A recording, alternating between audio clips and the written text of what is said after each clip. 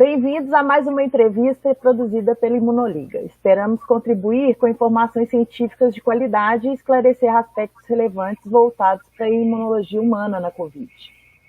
Hoje nós vamos entrevistar o professor João Marques.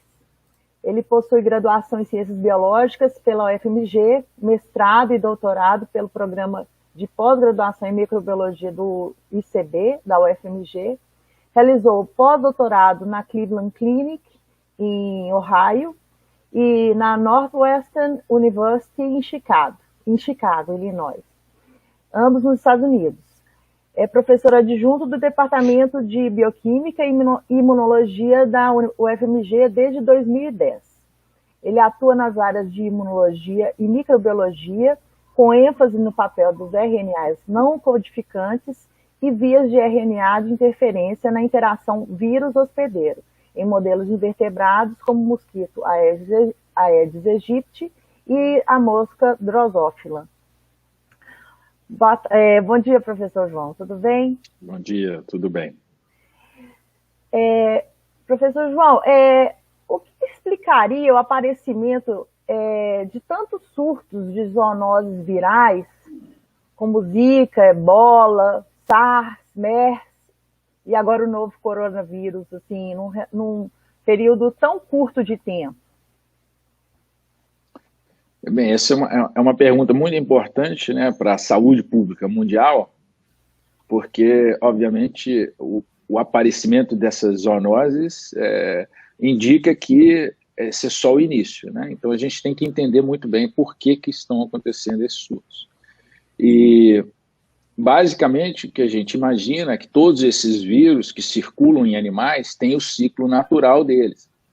Estão circulando em equilíbrio, e toda vez que esse equilíbrio é quebrado, você pode ter o que a gente chama de derramamento, né, o spillover do inglês, desse vírus, do ciclo natural dele, para o ser humano, principalmente quando o ser humano está entrando num ambiente onde normalmente ele não estava, né, principalmente em ambientes mais silvestres ou florestais. E a verdade é que nós estamos cada vez mais desmatando, né, as florestas, sendo que os animais estão perdendo seu habitat natural e entrando em contato cada vez mais próximo com o ser humano, de forma que o ser humano está sendo exposto mais e mais aos vírus que circulam nesses animais. Então, a explicação mais simples, né, para, na verdade, esse derramamento de todos, né, os vírus que você mencionou, né, a gente pode começar desde, talvez, o dengue, que é um derramamento muito mais antigo, né, febre amarela, até mais recentes, né, como o chikungunya, a zika, o ebola, que tem acontecido repetidos derramamentos do ciclo natural para o humano na África nos últimos anos, e os coronavírus, né, o MERS, o SARS e o SARS-CoV-2 foram derramamentos independentes, né?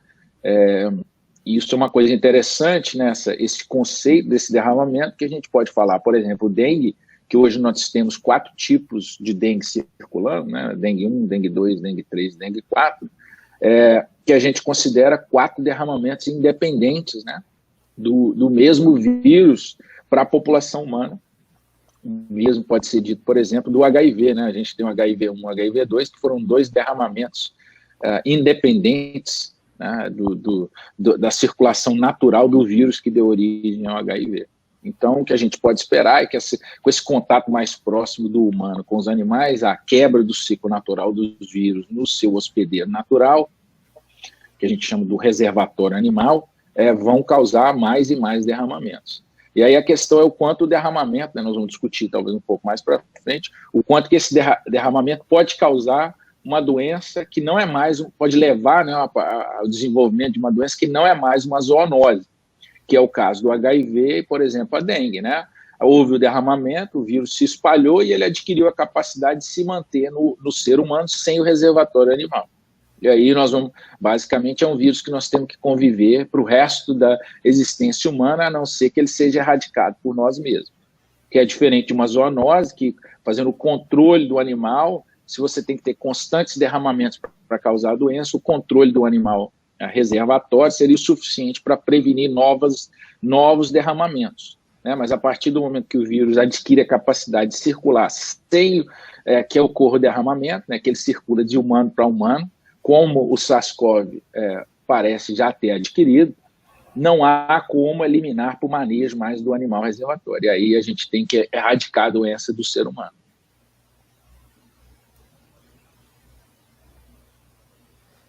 Não, joia. João, quais são as principais diferenças entre a passagem dos 3 coronavírus do reservatório animal para o humano? Poderia nos falar um pouco sobre esse processo? Uhum. Cada vírus, né, vai ter sua história natural única, né? Isso é uma coisa muito importante. Então, a gente aprende com cada derramamento, cada derramamento tem que ser estudado realmente nos detalhes moleculares para a gente entender todas as possibilidades.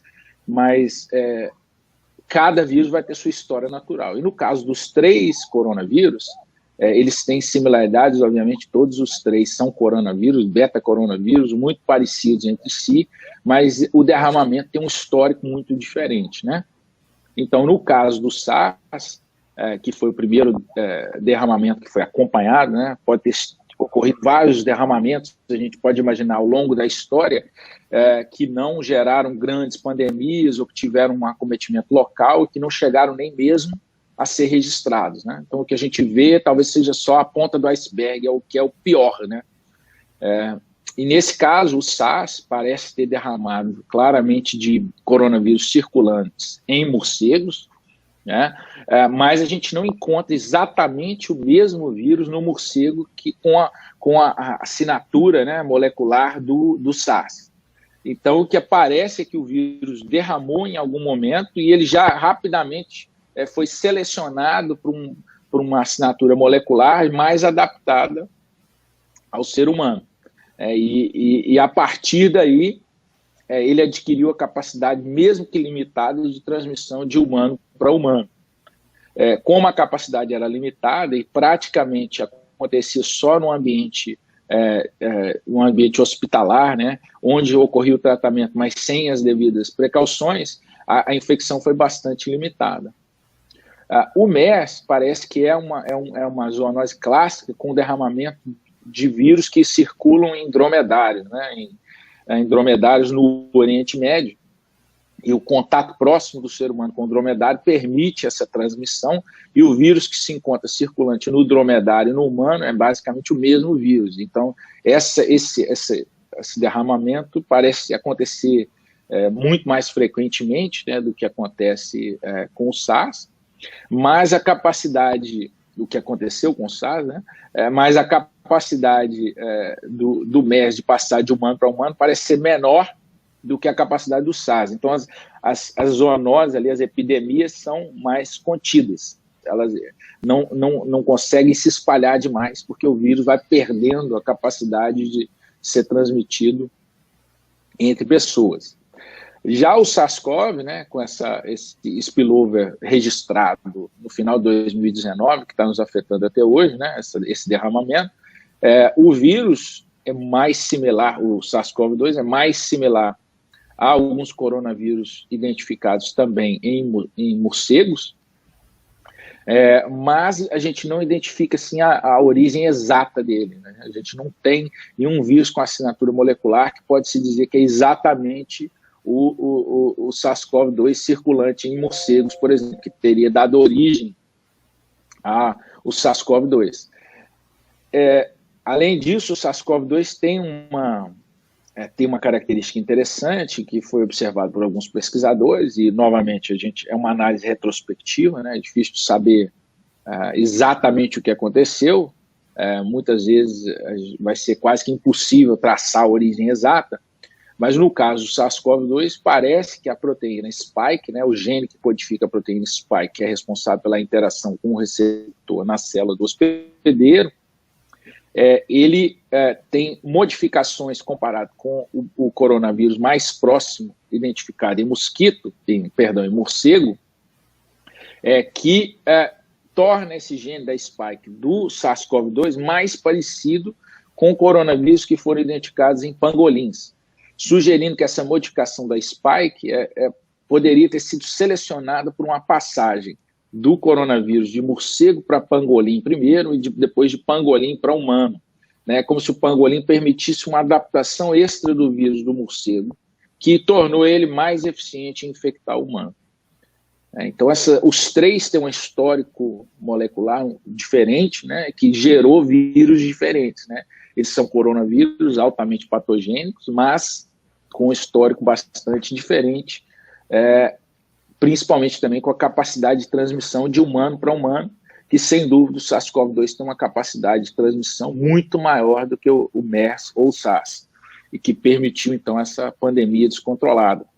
E aí é onde as lições nossas no passado foram aprendidas de forma errada, né? Todo mundo, eu diria principalmente os políticos, acharam que porque o SARS e o MERS têm um espalhamento extremamente restrito, que qualquer outro coronavírus também tivesse. Talvez isso tenha realmente congelado as medidas a serem tomadas logo no início para poder bloquear completamente o espalhamento, porque todo mundo achou que seria talvez uma epidemia autolimitada, baseado no que a gente tinha aprendido com o SARS e com o MERS.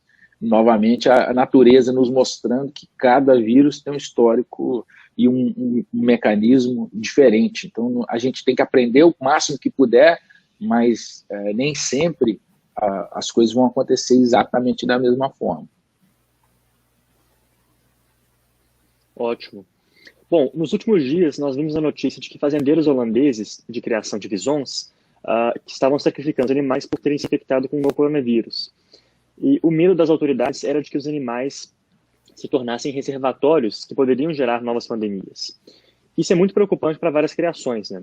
Então, quais os animais que estão mais sujeitos a essa interface com o SARS-CoV-2? Isso é uma pergunta muito interessante e importante para a saúde pública e que a gente sabe muito pouco. A primeira coisa a se dizer é que a gente sabe muito pouco dos animais que podem ser infectados pelo SARS-CoV-2 e talvez mais importante, os que podem ser infectados e retransmitir o vírus.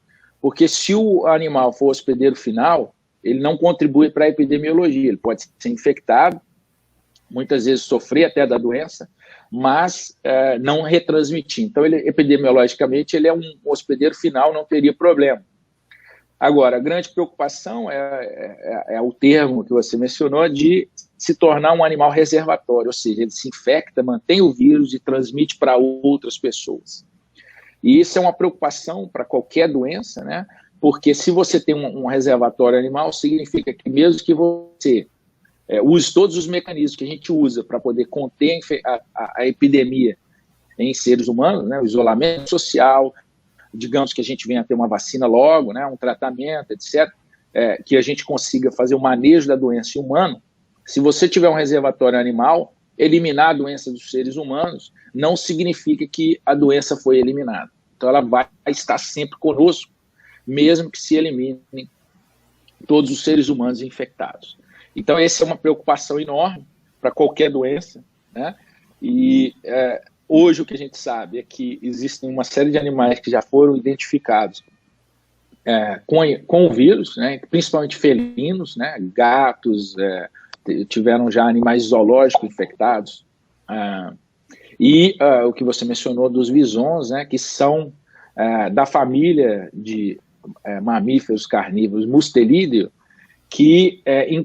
onde se encontra uma série de animais que, na verdade, são bons modelos para infecção de trato respiratório humano.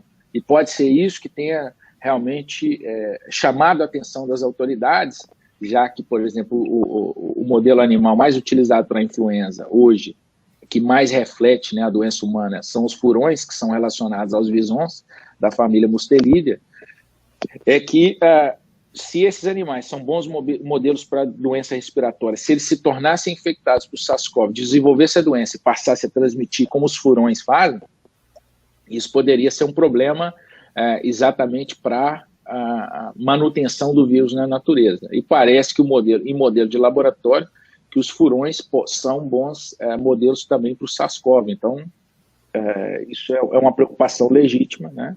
E a gente deve estar ainda procurando muitos animais infectados e verificando se eles têm a capacidade de transmitir entre eles também, né, e entre os animais e humanos, para que a gente consiga controlar, obviamente, essa pandemia. Professor, os animais domésticos encontram-se em risco de serem infectados por e de desenvolver as complicações COVID-19?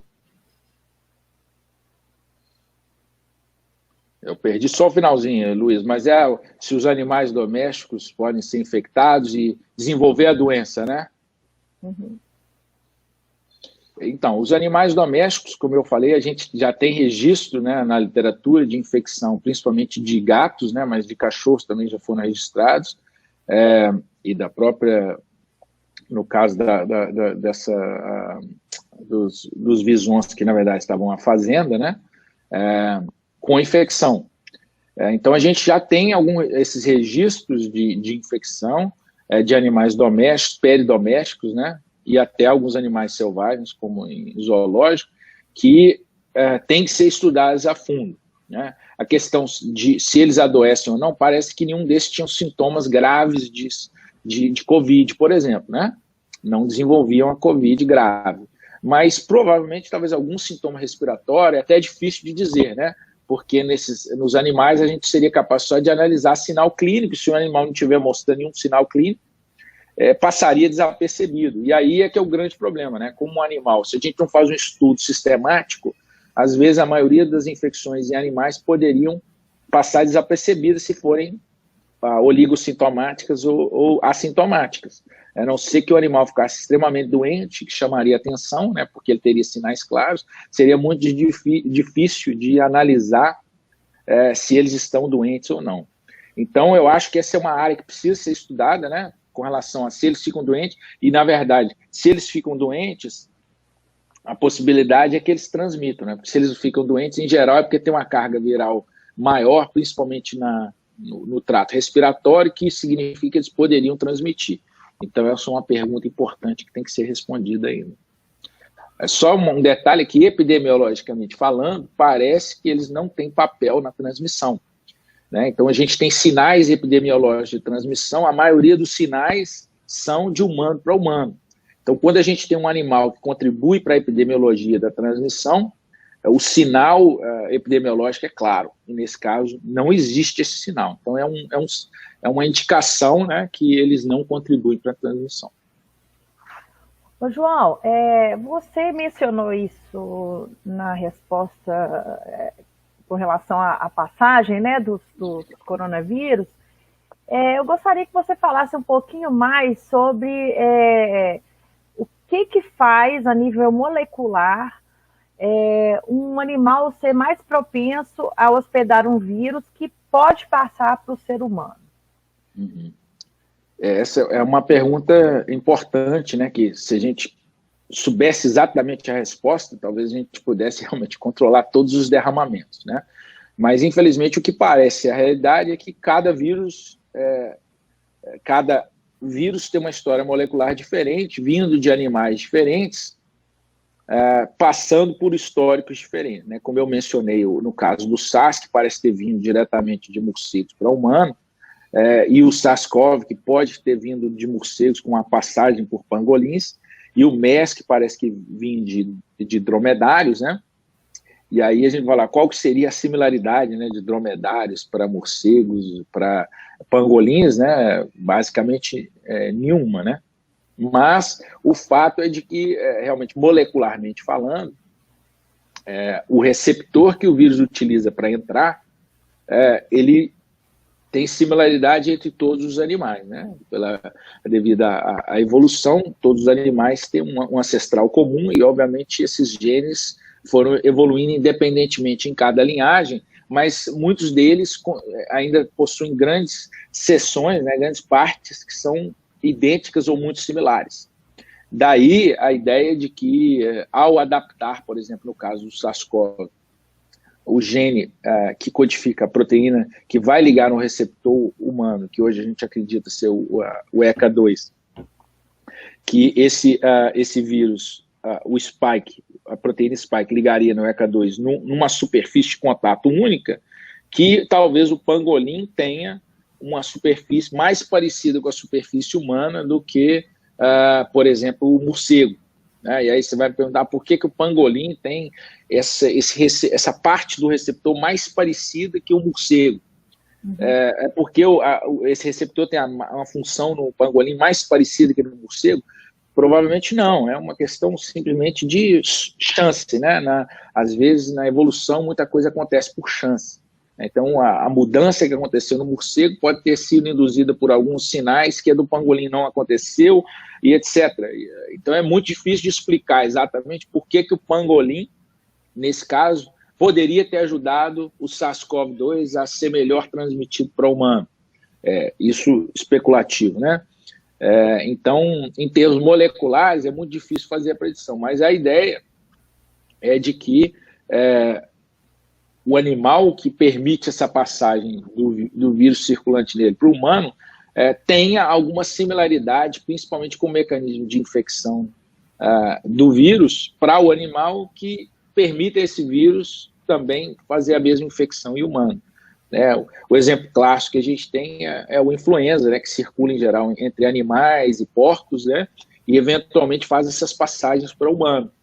E o que acontece é que o vírus utiliza mecanismos de entrada, que são principalmente glicosilações para poder ligar na célula, e o padrão de glicosilação que a gente encontra em aves e porcos é um pouco diferente do humano, mas às vezes o vírus sofre uma mutação que ele passa a poder também usar a glicosilação presente no trato respiratório humano.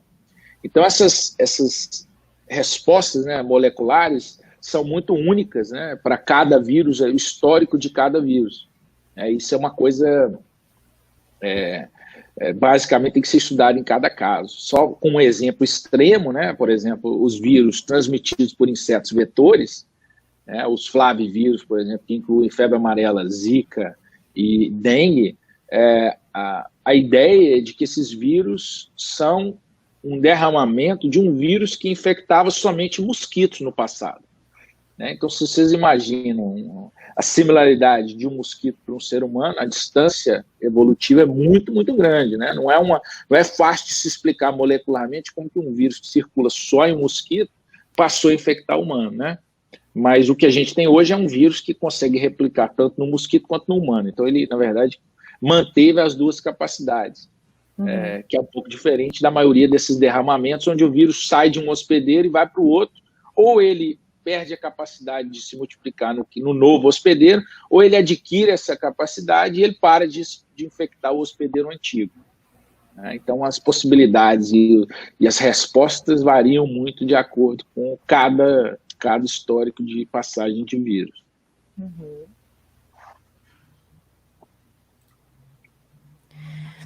Nós sabemos que vários animais têm sido úteis também no fornecimento de terapias. A FUNED mantém, por exemplo, um grande polo industrial de soro antipeçonhento feito com cavalos. Ultimamente, as lhamas chamaram nossa atenção pela potencialidade de produção de anticorpos. Poderia nos contar como isso funciona e se existem outros estudos semelhantes no Brasil sobre esse tipo de terapia? Isso realmente, nós temos uma tradição muito grande em produção de soro antipeçonhento, né? A FUNED realmente tem uma liderança muito grande, importante nessa área. E o mecanismo aí é um pouco diferente da estratégia com lhamas, né? Então, no caso do soro antipeçonhento, o que se faz é realmente imunizar o cavalo com o veneno para o qual se deseja desenvolver o soro antipeçonhento, e após o cavalo responder, esse soro é extraído e é utilizado como tratamento passivo no caso de exposição aguda ao veneno. Né? O importante aí é que você está usando o soro do cavalo como um todo, né? Então é uma mistura de anticorpos que são muito diferentes do nosso. Então a própria soroterapia, nesse caso, pode ter uma resposta, induzir uma resposta no indivíduo que está recebendo o soro passivo, né? De forma que o soro não deve ser utilizado repetidamente na mesma pessoa.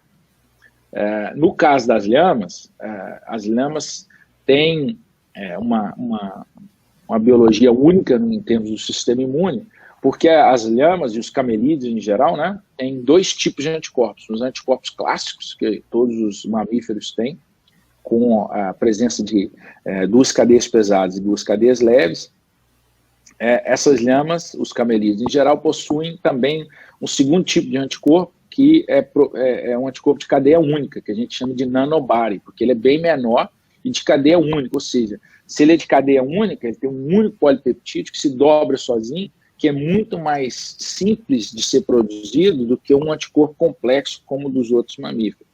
Então, muitas pessoas viram isso como uma ferramenta, né? Por ele ser uma cadeia única, ele é menor, então ele pode ser expresso dentro de uma célula, ele é mais fácil de ser produzido. Tem uma série de vantagens que, então, chamaram a atenção e muitas pessoas começaram a utilizar as lhamas como ferramenta para a produção desses nanobodies. Então, a ideia é a mesma de imunizar a lhama contra o antígeno do seu interesse, mas ao invés de extrair o soro completo, o que você faz é extrair as células produtoras dos anticorpos. E aí você vai clonar essas células de forma que você tem uma célula produtora de um anticorpo único, que é de cadeia única, e aí você pode usar esse anticorpo para fazer muitas coisas.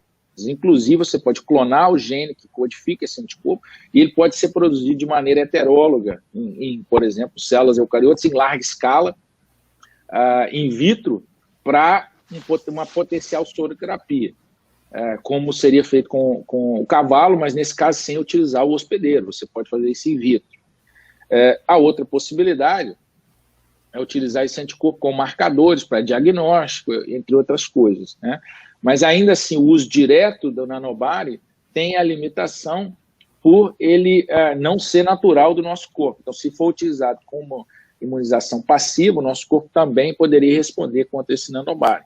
Então, também não resolveria essa ideia da utilização do soro em longo prazo, né? É claro que em casos graves poderia ser utilizado como uma dose única, né? Utilizando o nanobody que neutralizasse o vírus naquele momento. Uma outra estratégia, né, que a gente tem visto na mídia é a transferência de soro de indivíduos recuperados que são imunes, teoricamente, ao vírus, para um indivíduo com estado grave, para que os anticorpos do indivíduo que produziu a resposta imune ajude o indivíduo doente a combater.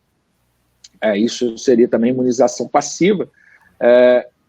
E a ideia é que, para que isso se torne alguma coisa utilizável em larga escala, não tem como ser por transferência. Então, a ideia seria isolar os principais anticorpos, que são neutralizantes nesse caso, produzi-los também de forma heteróloga, in vitro, em larga escala, de forma humanizada nesse caso, né? Nesse caso, são anticorpos isolados de humanos, que estão no arcabouço humano, ou seja, se transferidos por um outro ser humano, existe a chance menor de que eles induzam uma resposta negativa.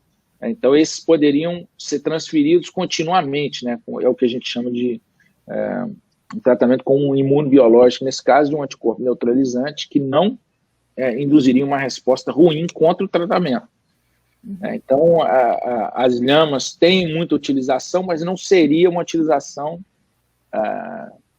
para o desenvolvimento de um anticorpo neutralizante em larga escala, né? Ela poderia ser, então, esses nanobodies utilizados poderia ser um tratamento único, né, de um momento único, mas também para diagnóstico e outras coisas.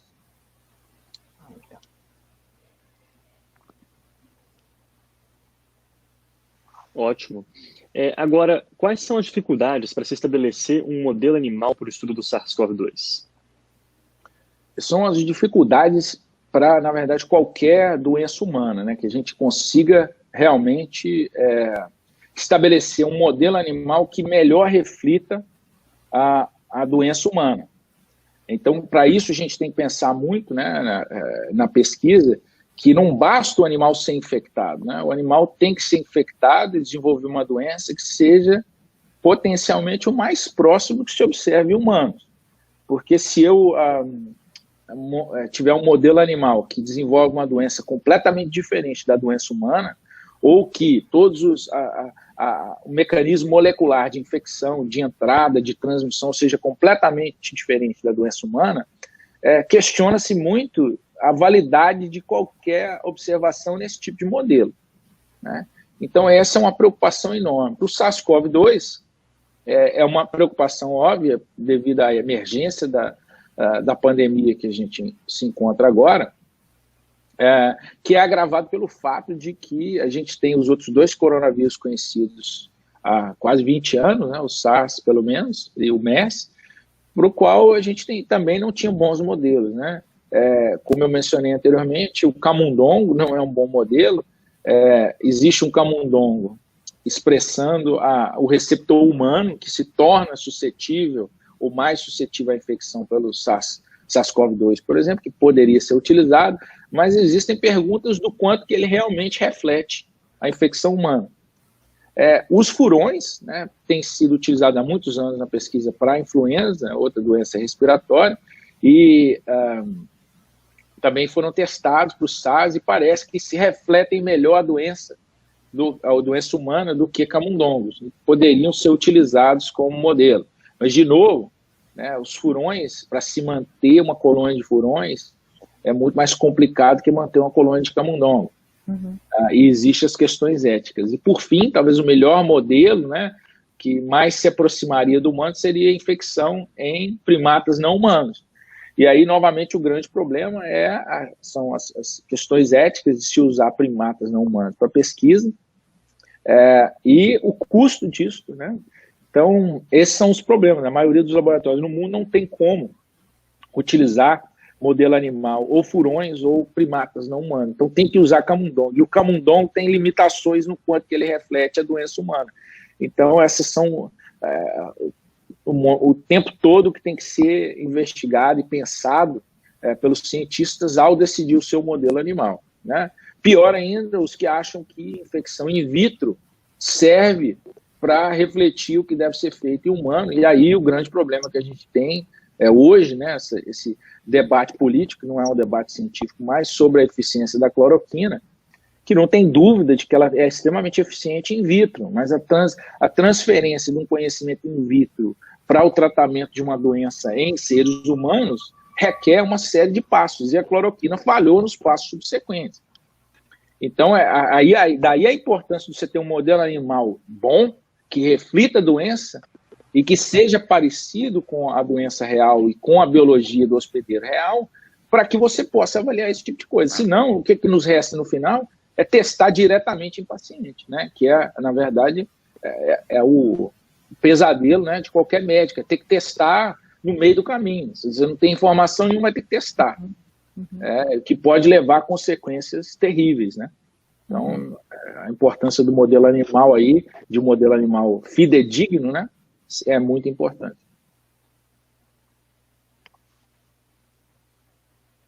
O desmatamento de áreas verdes no Brasil e no mundo é uma grande preocupação porque pode estar vinculado entre o salto entre espécies de muitas zoonoses. Já existem relatos desse tipo de acontecimento aqui no Brasil?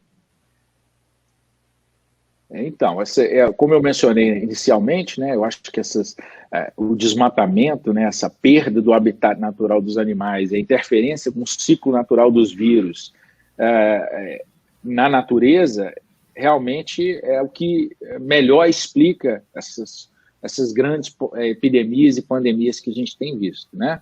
E num mundo globalizado como o nosso, com áreas urbanizadas de alta densidade populacional, essa transmissão é facilitada. Então, a gente não só está desmatando e entrando no ciclo natural, permitindo esse derramamento, né, ou salto, né, como você mencionou, mas a gente também está facilitando a transmissão posterior para o mundo inteiro, né, como a gente está vendo agora no SARS-CoV-2. No mundo, a gente já conversou de vários derramamentos aí, o ebola na África várias vezes, né, os coronavírus, né, o próprio Zika, o dengue, que derramaram de ciclos silváticos, né, principalmente restritos a primatas não humanos e mosquitos silváticos, para a transmissão primariamente agora urbana. E no Brasil a gente tem algumas zoonoses que acometem, né, pessoas, por enquanto, ainda com infecções bem localizadas, né, geograficamente. Então, a gente tem vários vírus transmitidos no Brasil, alguns por vetores invertebrados, alguns diretamente por derramamento de do ciclo em animais vertebrados, por exemplo, os antavírus, né? Os antavírus causam, de vez em quando, infecções, eles são extremamente letais, e parece que eles têm um ciclo natural em roedores silvestres, e toda vez que ocorre uma quebra nesse ciclo, a gente encontra humanos infectados, e aí esses vírus têm pouca capacidade de transmissão humano para humano, então parece que é uma zoonose clássica, que sempre o vírus tem que vir de um reservatório animal, nesse caso os roedores, e a gente também tem vários relatos de vírus transmitidos por vetores, né? Então a gente tem no Brasil o Oropuxo, o vírus Maiaro, uma série de outros vírus que já foram identificados em humanos, que causam infecções esporádicas, né? E basicamente o que a gente espera, como é o caso de qualquer derramamento, é quando que esse derramamento vai sair do controle, né? Quer dizer, quando que ele vai parar de precisar de um reservatório animal. Toda vez que ocorre um derramamento e o vírus continua atrelado ao reservatório animal, significa que o alcance do vírus é menor. Mas quando ele passa a ser independente do reservatório animal, ou seja, ele adquire a capacidade de circular somente entre humanos, ou entre humanos e o vetor invertebrado, né? Esse vírus pode causar uma pandemia, né? E tudo, gente, é uma questão de chance, né? Estatística. Isso acontece o tempo todo. A grande maioria das vezes, provavelmente, é bem limitado. Mas quanto mais vezes a gente tentar, maior a chance de que isso aconteça de forma efetiva e cause uma pandemia. E é isso que está acontecendo, né? Basicamente, o desmatamento está aumentando e aumentando, então as chances que isso aconteça estão aumentando e aumentando. E se vocês imaginarem qualquer pressão seletiva que levaria à extinção do vírus, por exemplo, é uma pressão seletiva enorme, que facilita com que ocorra essa adaptação, né? Um vírus que depende de achar um novo hospedeiro, já que nós estamos destruindo os hospedeiros naturais, você imagina a pressão seletiva que acontece, porque você está eliminando, por exemplo, morcegos ou pangolins, ou o que quer que seja o hospedeiro natural, só vai sobreviver, digamos assim, o vírus que conseguir infectar outra coisa, né? Essa outra coisa poderia ser a gente. Então, desmatamento, destruição de animais e de habitats naturais é basicamente um aumento da nossa exposição a essas possibilidades. Legal. Beleza. Chegamos ao final da entrevista, né? Gostaríamos de agradecer primeiramente a disponibilidade do João em participar dessa entrevista, contribuindo para o conteúdo da Imunoliga. E nós também reconhecemos o mérito que é a disseminação de informações confiáveis no momento como que estamos passando. Por fim, também gostaríamos de convidar todos para curtir nossa página no Facebook e no Instagram e também assistir às próximas entrevistas do nosso canal. Bom dia.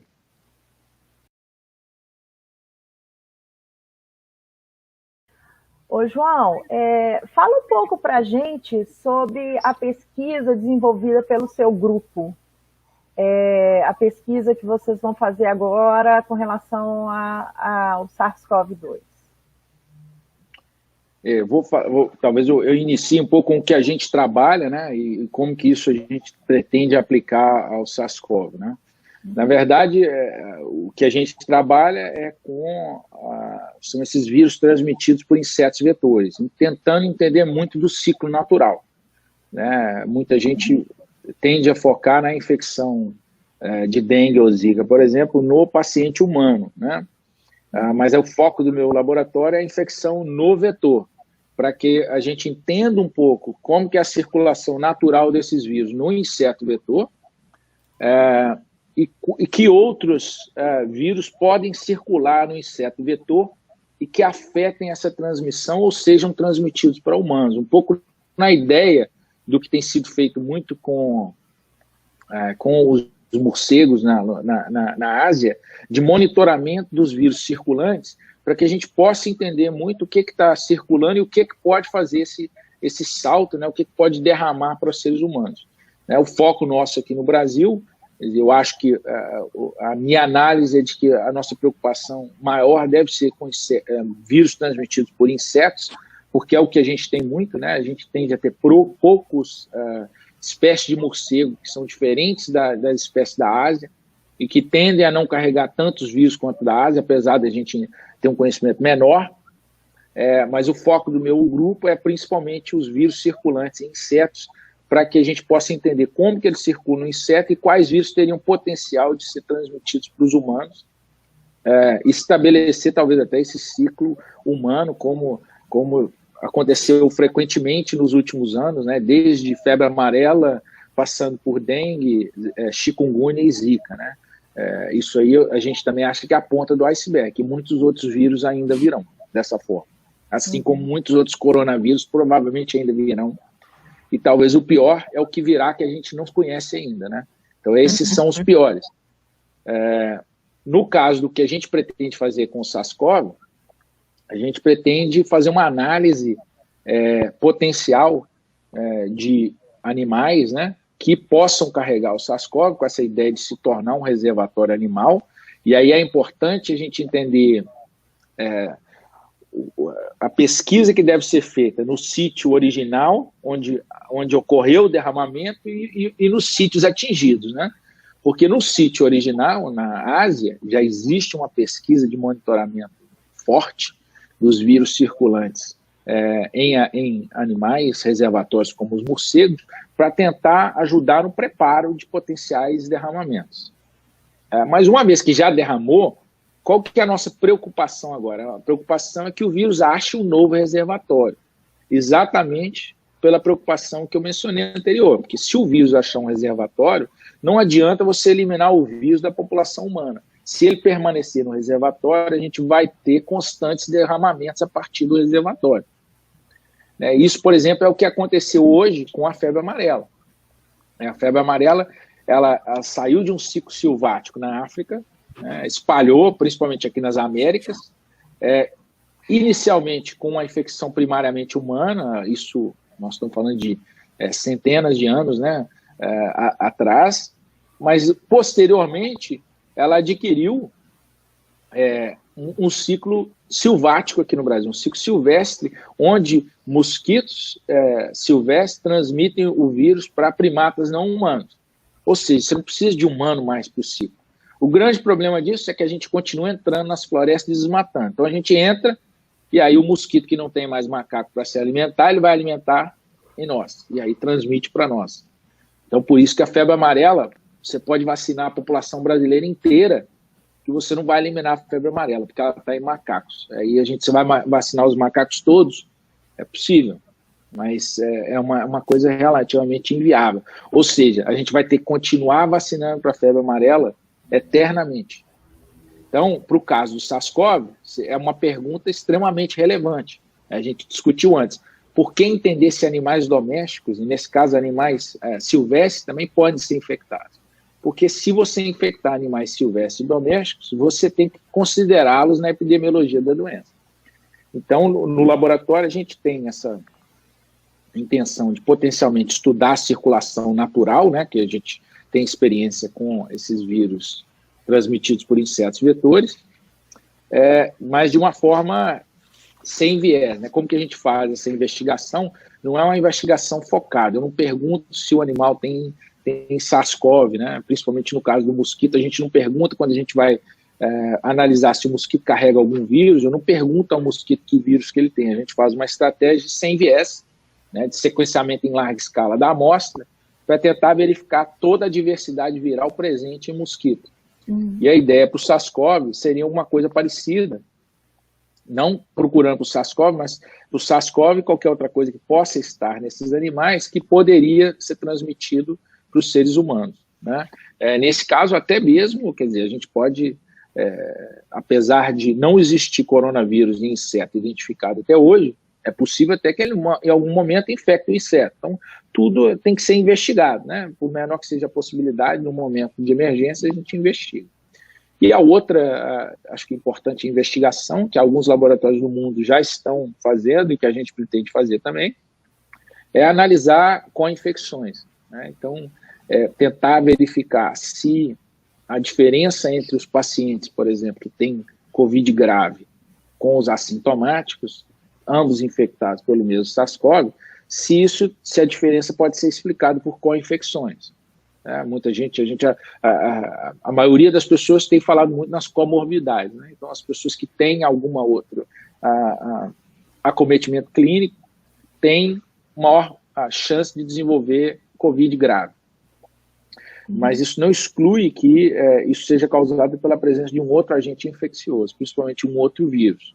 A gente sabe que os vírus podem interagir positivo e negativamente muitas vezes, né? Você ter co-infecções é uma coisa comum na natureza. Então, é uma possibilidade. Até mesmo com relação ao derramamento, né? O que a gente entende muito pouco é o evento único, né? Que permite o derramamento do vírus de um animal para o ser humano ou de um animal para outro animal. Se vocês imaginarem, esse é um evento que a gente estava falando, é um evento raro, mas quanto mais se testar, mais vai acontecer.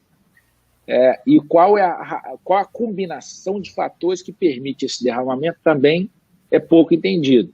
E uma das coisas que a gente investiga no laboratório é se as co-infecções facilitam o derramamento, né? Se o fato do animal carregar mais de um vírus, os vírus podem aí se ajudar a adaptar a um novo ambiente, né? Ou a serem selecionados para serem adaptados a um novo ambiente. Então, quais seriam esses fatores? Então, meu laboratório, vocês já podem notar, é muito focado no patógeno em si, né? A gente não, eu não estou preocupado em estudar se é uma comorbidade intrínseca do paciente que causa a doença, mas se outro vírus é que poderia ajudar isso, ou se é outro vírus que ajuda a fazer o derramamento, né? Então, eu estou indo além do que a gente acha que influencia, né? Que seria, no caso do derramamento, a ecologia, o fato da gente estar se expondo cada vez mais aos vírus que estão no ciclo natural, mas tentar entender molecularmente o que poderia ajudar esse derramamento.